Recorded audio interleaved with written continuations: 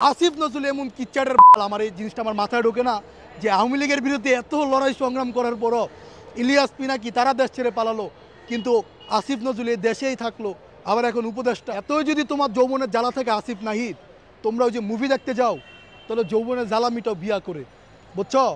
এই ২ number movie দেখে আর হচ্ছে এই ছাত্রদের রক্তের ওপর পাড়া দিয়ে বেইমানি কইরো না। বাংলাদেশের ডিভোর্সের সংখ্যা বেড়েছে এই মুস্তফা সরোয়ার ফারুকীর মুভি নাটক দেখে।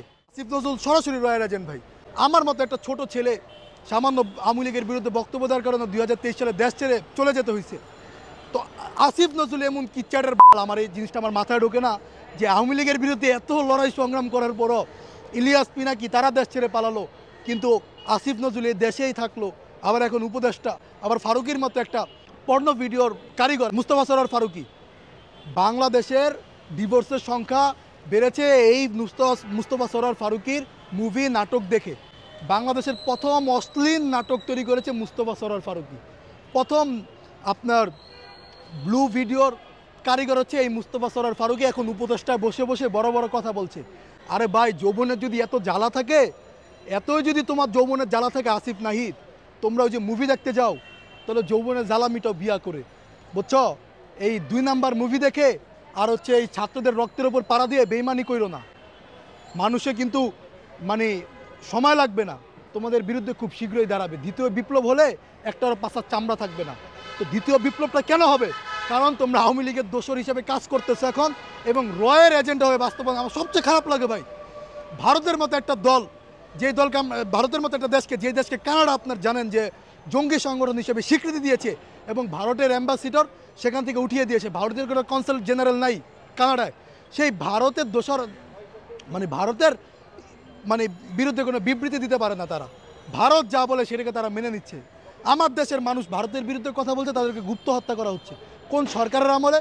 আচ্ছা, আওয়ামী লীগের সময় তো যাদেরকে গুম করা হইতো, ধরেন মনে করেন যে কেউ একজন আওয়ামী লীগের আমলে আপনাকে গুম করছে, দোষ কার উপরে পড়বে? সরকারের উপরে না?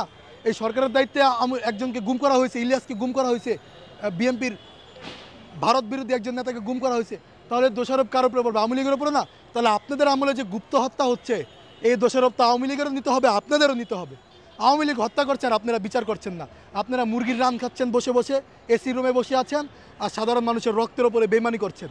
এই জায়গাটা থেকে বেরিয়ে আসুন, সৎ পথে থাকুন, দেশ পরিচালনা করুন। আপনারা গত ৩ মাসে দেশের কী উন্নত করেছেন একটু বলে যাবেন। ট্রাফিকের কথা বলছেন, কোন জায়গায় সিগন্যাল আছে ভাই? বেশি টাকা লাগে না ভাই। আমি পৃথিবীর অনেকগুলো রাষ্ট্র ঘুরেছি, বুঝছেন?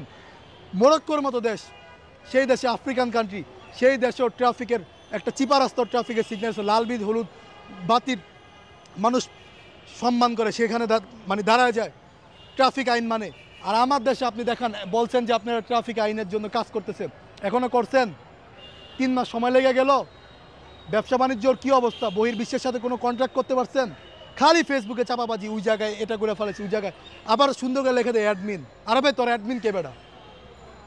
যে পিএস আছে মুয়াজ্জেম, এটা হচ্ছে আরেক বেয়াদব। এটা আগে গণ অধিকার পরিষদ করতো মুয়াজ্জেম, এটাকে এখন পিএস রাখছে।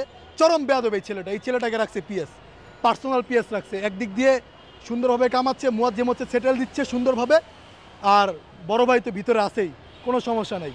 কোম্পানিগুলো আসতেছে আর তারা সুন্দরভাবে পকেট মানি সেট করে নিচ্ছে।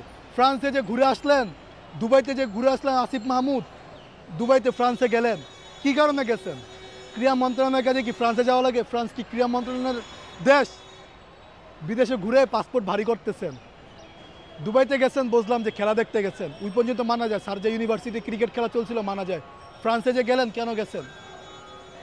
আর আমি আগে দেশ পরিবর্তন করেন, বিদেশে অনেক ঘোরা যাবে ভাই।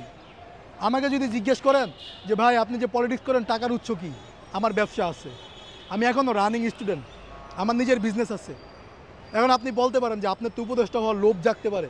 আরে ভাই, উপদেষ্টার বেতন আছে 1 লাখ টাকা, আমার মাসে একটা এর থেকে বেতনই দিই 1-1.5 লাখ টাকা মানুষকে। আমি কেন উপদেষ্টার কাছে গিয়ে উপদেষ্টা হতে যাব? আমি দেশ পরিকল্পনা এবং দেশ ভালোভাবে যেন চলে সেইটার পক্ষে আওয়ামী লীগের সময় কথা বলেছি, এখনও বলছি। এই কারণে এরা যেন শুধরায়। এরা যদি না শুধরায়, তাহলে জনগণ কীভাবে এদের বিরুদ্ধে ব্যবস্থা নেবে, এটা আপনারাই বুঝে নেন। ধন্যবাদ।